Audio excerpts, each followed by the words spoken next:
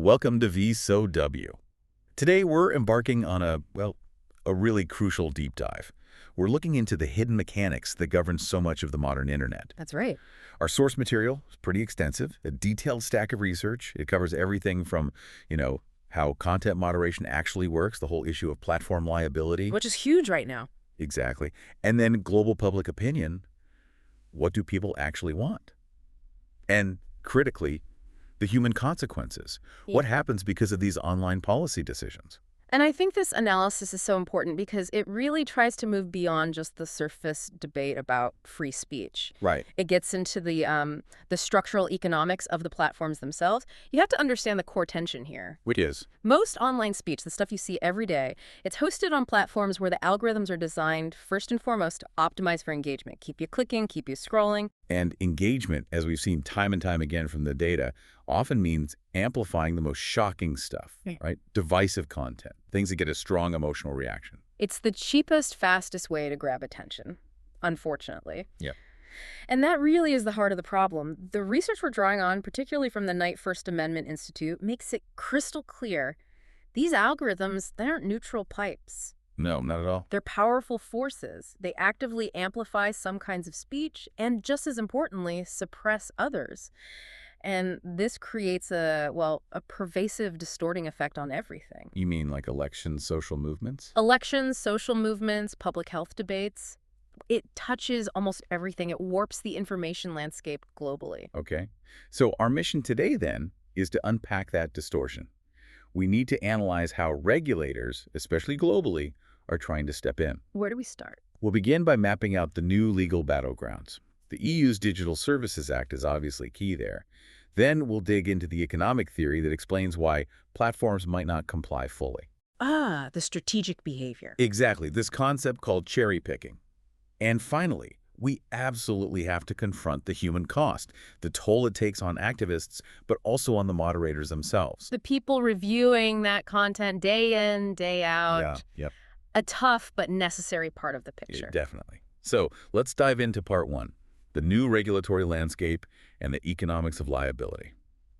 Okay, looking back, historically, these platforms seemed almost untouchable legally for, 20 years? Pretty much, yeah. For about 2 decades, they operated under this huge legal shield. Can you break down what gave them that immunity? What were the key regulations? Sure. It was really the foundational policy for the early internet. In the U.S., the big one was Section 230 of the Communications Decency Act. Everyone's heard of Section 230. Right. It basically said platforms weren't liable for content posted by their users, by third parties, and Europe had something similar, the e-commerce directive. And the thinking behind that was? The logic was pretty simple back then. Platforms were seen as, neutral conduits, maybe like glorified bulletin boards. Just passing messages along. Exactly. So the idea was they shouldn't be held responsible for what users decided to post on those boards. But that was designed for a completely different internet, wasn't it? Facebook was just for Harvard students back then. Twitter didn't even exist. Precisely. The scale today is just unrecognizable compared to when those laws were written. The societal impact exploded way beyond what that early legal framework could handle. And that's the big shift we're seeing now. That's the pivotal shift, absolutely. All around the world, those early regulations, they're now widely seen as outdated, just not equipped to deal with the systemic risks these massive platforms pose. Billions of users. Billions. So consequently, you're seeing the rise of these detailed, modern regulatory regimes. Think Germany is NetzDG. Right, the Network Enforcement Act. The UK's Online Safety Bill, and the really big one, the EU's Digital Services Act, the DSA. And these new laws, they fundamentally change the game regarding liability. They do. They introduce platform liability for systemic failures. They demand platforms proactively assess and mitigate risks, not just reactively take things down. It's a huge change. Okay, so this move towards liability creates an immediate problem or maybe a dilemma for the platforms, right? Yeah. From an economic standpoint. How do the theoretical models in our sources look at this friction? What's really fascinating here is the information asymmetry. It's huge. Meaning the platforms know more than the regulators. Way more. They have the technology, they have the data, they know exactly what content is posted, who posted it, how many people saw it. Regulators, they're always playing catch up. Relying on samples, user complaints. Or leaks, yeah. So the key friction becomes, how can an outside regulator actually enforce liability effectively when the platform, using all its private information, can strategically work around the rule? Try to meet the letter of the law, but not the spirit. Something like that. They can try to manage the appearance of compliance. And the models also stress that users aren't all the same. They're not a monolith. That's absolutely essential. You have to see users as heterogeneous. They differ based on their type. And type here basically means popularity, audience size. Exactly. Follower count, reach, influence. That's the key variable. And the model points to a really difficult truth here. Which is, The bigger a user's audience, the higher their type, the more money they bring to the platform. Ads, engagement, all of that. makes sense. But, and this is the crucial part, if that same high-type user violates the rules, posts harmful content. Their huge audience means the harm is amplified massively. Exactly. The potential societal harm is way, way larger. So that's the core misalignment. Right. High profit for the platform, potentially high harm for society from the same user. That's the conflict right there. And it perfectly sets the stage for this specific strategy the platforms might use, which the sources call cherry picking. Okay, define cherry picking for us in this context. So cherry picking, as it's defined in these economic models, is the platform's strategic choice to selectively punish certain users. Which ones? Typically, the low-type users, the ones who don't contribute much to the bottom line, minimal revenue. Okay. By taking down content from these minor users, the platform can make it look like they're being really diligent. It lowers their overall detected violation rate. So it reduces the chance the regulator spots a bigger problem and hits them with a massive fine. Precisely. It creates an illusion of compliance.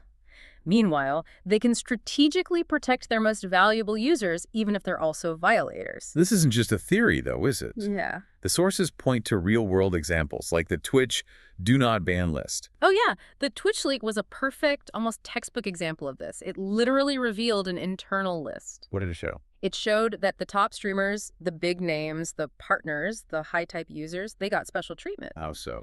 They were much less likely to get suspended, even when they clearly broke the platform's rules. Their financial value to Twitch was just seen as too important to risk losing them. While the smaller streamer... The low-type users, yeah. They faced much quicker, much harsher moderation. It confirmed the incentive structure perfectly. And then there's probably the most high-profile case imaginable, President Trump's Twitter account. Right. Twitter, or X as it is now, kept his account active for a very long time, despite numerous posts that were highly controversial and arguably violated their rules. Because the engagement was massive. The engagement, the ad revenue, the media attention, it was enormous. The economics were just undeniable. The suspension only came after. Only after the really profound societal harm during the Capitol Hill events on January 6th. And even then, look at the immediate financial hit. What happened? When they finally suspended him, Twitter's share price dropped instantly by about 12%. That was estimated to be a $5 billion loss in market cap, just like that. Wow. That single number, documented in our sources, puts a staggering dollar figure on the incentive platforms have to keep those high harm but high engagement, high type users online. And it's not just about political figures or gamers, right?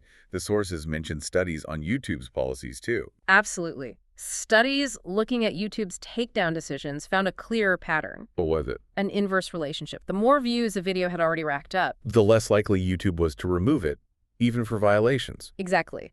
It strongly suggests the decision-making is driven primarily by volume and revenue, not necessarily by the level of harm the content might cause.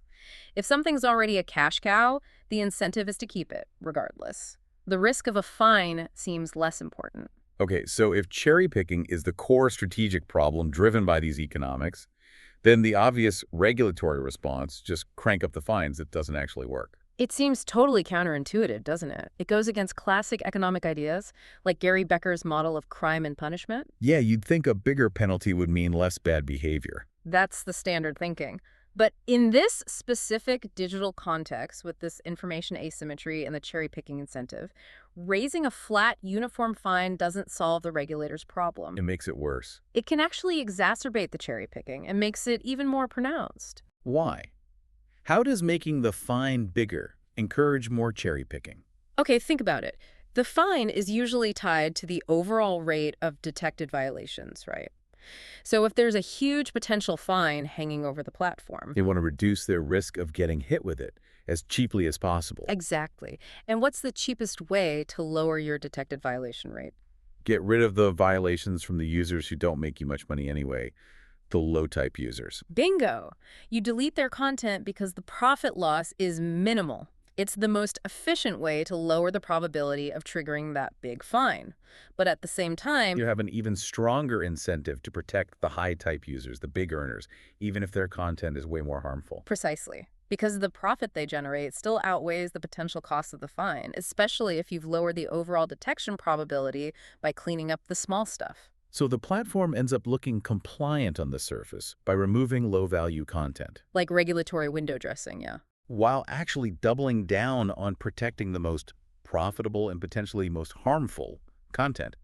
That sounds like a complete regulatory failure. It is. It leads to this perverse outcome where the regulation, which is meant to reduce societal harm, actually encourages the platform to remove content that might even be benign or socially valuable because it's cheap to remove. While ensuring the most corrosive, high-impact, harmful content stays up because it makes the most money. That's the definition of a social welfare disaster driven by misaligned economic incentives. The regulation backfires. Okay, let's shift from the theory and the economics to how this plays out in the real world, especially on platforms that claim to be all about free speech. Elon Musk buying Twitter, rebranding it X.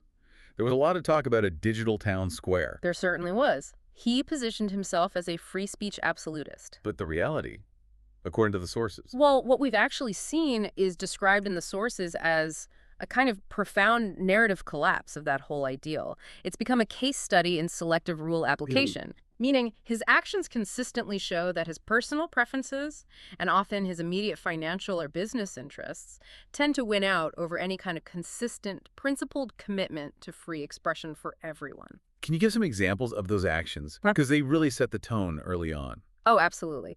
Pretty quickly, hopes for that open town square started to fade. Remember back in December 2022? Vaguely. What happened? He suspended a bunch of high-profile journalists without much clear explanation. Why them? They were primarily journalists who had reported critically on him or on his decision to suspend an account that was tracking his private jet's location. Ah. So criticism of the owner wasn't welcome. It sent a very clear, very chilling message. Criticize the boss, face the consequences.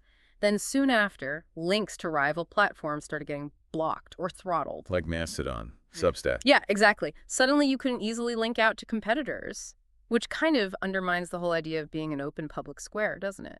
Absolutely, if you can't even mention the competition. And wasn't there something about his own tweets getting boosted? Yes, that was another key moment. His own personal tweets were apparently being artificially boosted in the algorithm. So everyone saw them, whether they followed him closely or not. Right, appearing way more prominently on people's timelines than they normally would have. All these actions together paint a picture. What picture is that? That the platform operates less like a neutral utility for public discourse and more like, well, an instrument of the owner's personal will and business strategy. It looks more authoritarian than libertarian, despite the rhetoric. What really concerns me, though, is how this selective approach gets applied globally. Exporting censorship, almost. This is a huge issue for international law, for human rights advocates.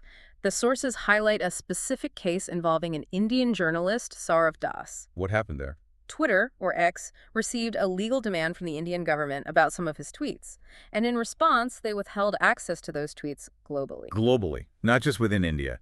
Globally. That's the worrying part.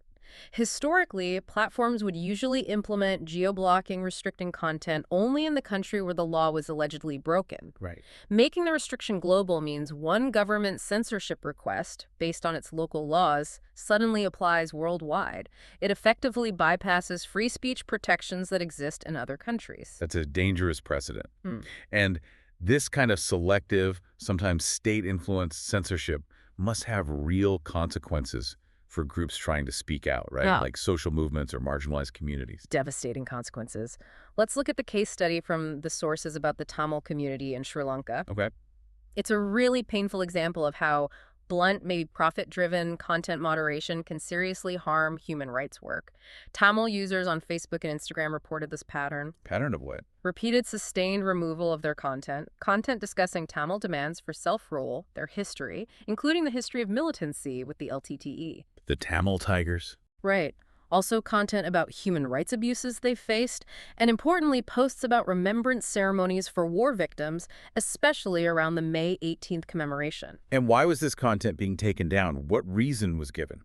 The official reason was usually a breach of community standards related to dangerous and violent organizations, referring to the LTTE. Okay, but the application was too broad. Incredibly broad and blunt, according to the reports. It wasn't just direct promotion of violence. Suppressed content included things like political artwork that used a specific flower symbol associated with remembrance. Just a flower. Yeah. Historical photos, news reports mentioning finding LT2E uniforms in mass graves, even just mentioning Tamil tigers in captions could trigger removal. Wow, so the effect is basically silencing discussion about history and justice. That's the ultimate consequence, yes. This kind of sweeping, arguably algorithmic censorship has effectively stunted political discussion about justice, accountability, and historical memory for the Tamil community. It ends up strengthening the hand of the Sri Lankan state, which has its own history of clamping down on expression. And it even affected news outlets. Yeah, the sources mention that the Tamil Guardian, which is a London-based newspaper, faced things like shadow banning, reduced visibility, and the constant risk of having posts removed, even though their content didn't violate any UK laws. It shows how poorly tailored global moderation rules can become tools of local suppression. Exactly. Platforms become, perhaps unintentionally, instruments of state control in certain contexts. Okay, so given these clear conflicts, platform incentives versus free expression versus social movements, what do users themselves actually want? Let's bring in that global survey data from Oxford and TUM. Right, the survey is really illuminating because it challenges the idea that everyone just wants a complete free-for-all online. What did it find? Well, a very strong majority, 79% globally, believe that incitement to violence should definitely be removed by platforms. 79%. That's high. It is. And in countries that have seen a lot of polarization, like Germany, Brazil, Slovakia, it was even higher. 86% supported removing incitement. Even in the U.S., which often polls higher on free speech absolutism, it was still 63%. What about content that's just offensive, maybe targeting certain groups, but framed as criticism? Is there much appetite for allowing that?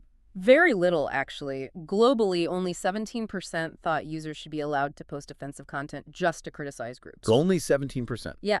Even in the U.S., which was the highest among the countries surveyed, only 29% agreed with allowing that kind of offensive criticism. In Brazil, it was down at 9%. People generally seem to prefer a more civil environment. So if you force people to choose unlimited free speech versus online safety, the preference is really clear and consistent across countries. In every single country surveyed, a majority preferred a platform that focuses on safety from digital violence, safety from misleading information over a platform that offers unlimited freedom of expression. that's quite telling. Why do you think that is? Well, I think it reflects this pervasive feeling people have about online spaces now. The survey found 65% of respondents expect to encounter aggressive comments if they express their views online. 2/3 expect negativity. Yeah, and it's even higher in some places. 81% in South Africa, 73% in the USA expect aggression. There's this widespread perception, it seems, that negativity and toxicity are just inherent in social media as it currently exists. So users are basically saying, we prioritize feeling safe from abuse and misinformation over allowing absolutely everything to be said. That seems to be the message, yes. They feel the current environment is often hostile, and they'd rather have platforms focus on cleaning that up. All right, let's move into part 3. We've talked about the economics, the policies, the user attitudes. Now, we need to face the hidden human cost of making all this moderation happen, the burden on the people doing the work. And the first thing to grasp here is just the sheer mind-boggling scale. It's the biggest challenge. How big are we talking? Consider Facebook, just one platform. The sources cite figures suggesting 350 million images are uploaded there every single day. 350 million daily. Daily. There's no human workforce on Earth that could manually review all of that. It forces this extreme reliance on AI, on automation. But But the AI isn't perfect, so humans are still needed for the tough calls. exactly. The final judgment, especially on complex or contextual stuff, often still has to be made by a person. And when you look at the workload for those human moderators, the numbers are just insane. They're heartbreaking, honestly. Facebook, again as an example, employs over 15,000 moderators around the world. Their job, to review at least 3 million pieces of content every day. 3 million pieces reviewed by humans daily. Minimum. Now, break that down. If you assume an 8-hour shift, that means each moderator has to look at roughly 200 posts. Which works out to About one decision every 2.5 minutes. 2.5 minutes to assess a post, maybe a video, understand the context, apply complex rules, and make a call all day long. that kind of speed, that kind of pressure. Yeah. Mistakes must be Oh, inevitable. absolutely.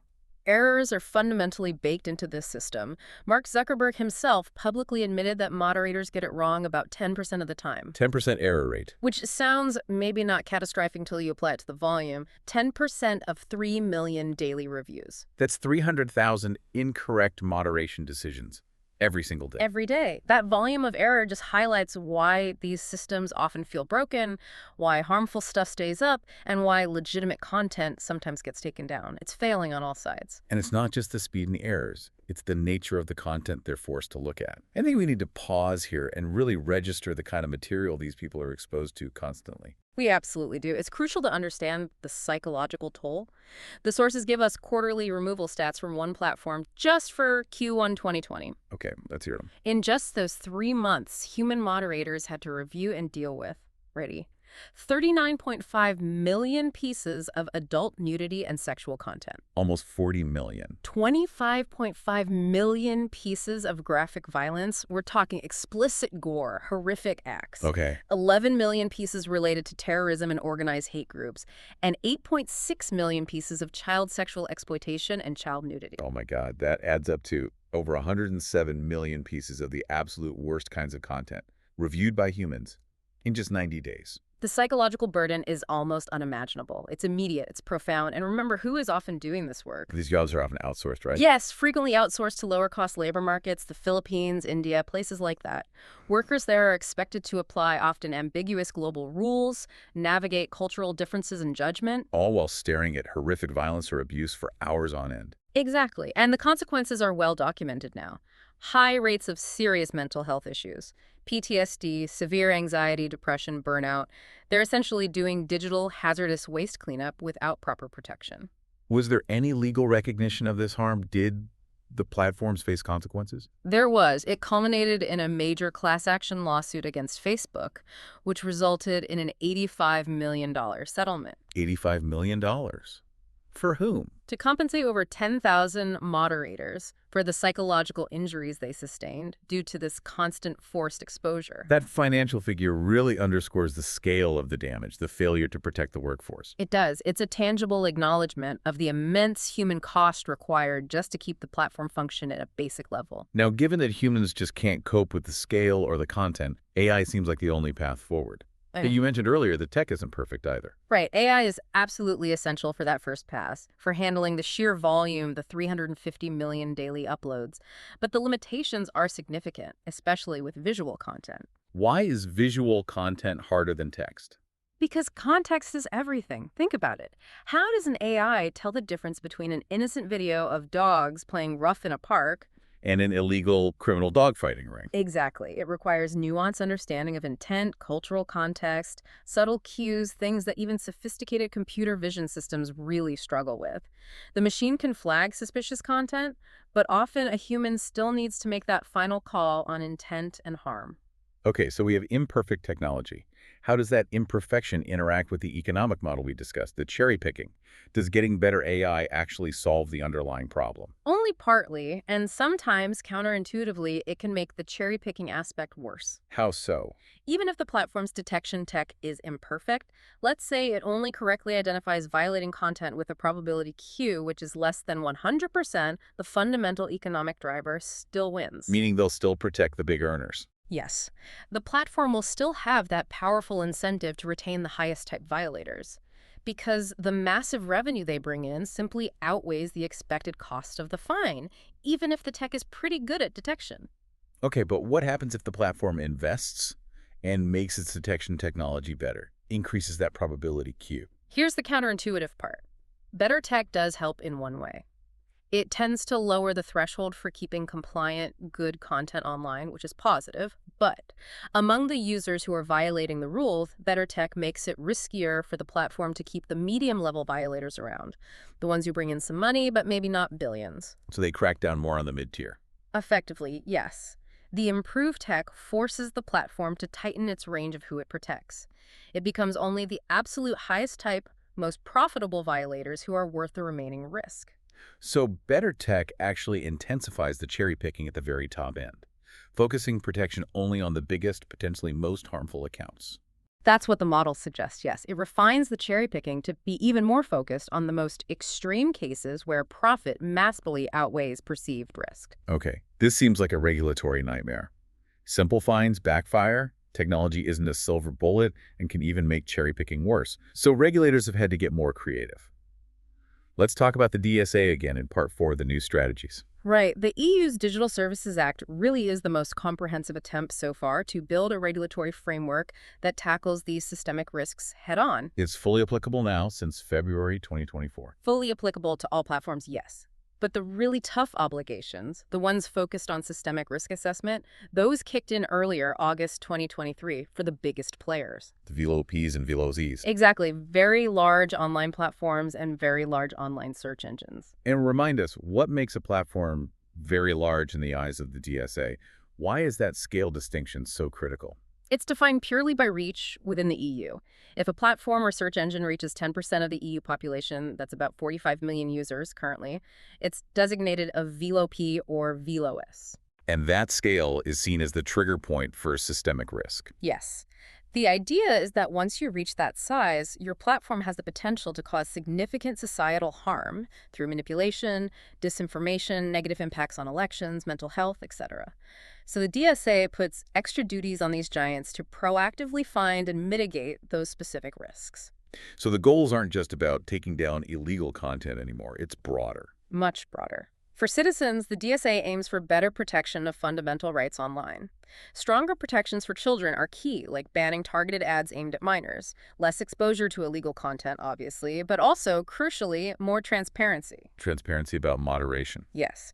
Platforms, especially VLOPs, have to be much clearer about why content is removed or accounts suspended. Many of these decisions are logged in the public DSA transparency database.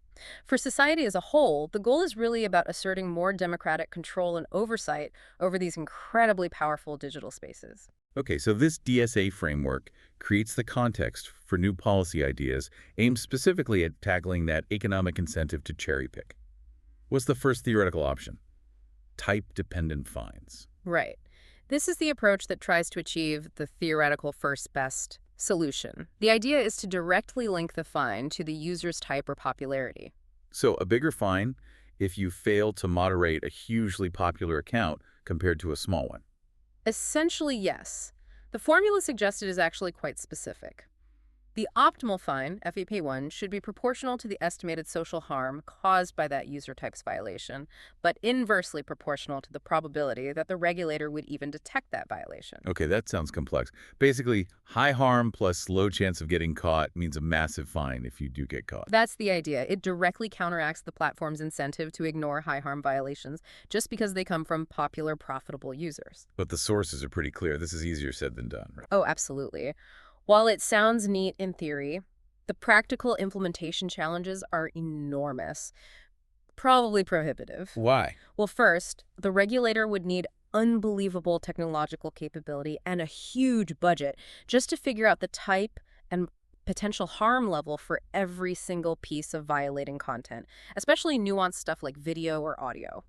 Assessing harm accurately at scale is incredibly hard. Exactly. And second, the regulator would have to constantly anticipate and dynamically adjust these fines based on shifting harm levels for every single user category.